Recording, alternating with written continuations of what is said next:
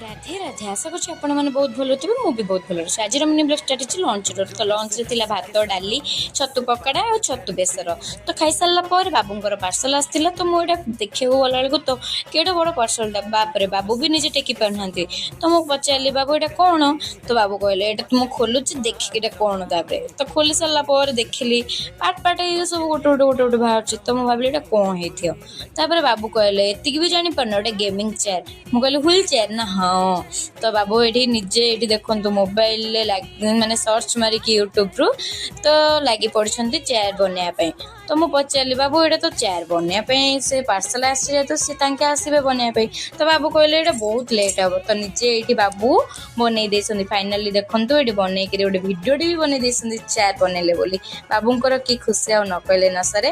ତ ମୁଁ ବି ଏଠି ଗୋଟେ ଫଟୋଟେ ଉଠେଇ ଦେଇଛି। ବାବୁ ଫଟୋ ଉଠେଇ ଦେଇଛନ୍ତି। ଭିଡ଼ିଓଟି ଭଲ ଲାଗିଥାଏ ଲାଇକ୍ ସେୟାର ସବସ୍କ୍ରାଇବ୍ ଜୟ ଜଗନ୍ନାଥ।